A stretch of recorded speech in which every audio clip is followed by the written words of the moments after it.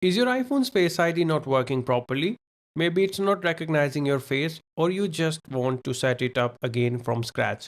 In this guide, I will show you exactly how to reset Face ID on your iPhone step by step. First, unlock your iPhone and open the Settings app. Scroll down and tap on Face ID and passcode. Enter your passcode when prompted. Now, look for the option that says Reset Face ID and tap on it. This will remove all the previously saved Face ID data from your device. Once it's reset, tap on Setup Face ID. Now follow the on-screen instructions.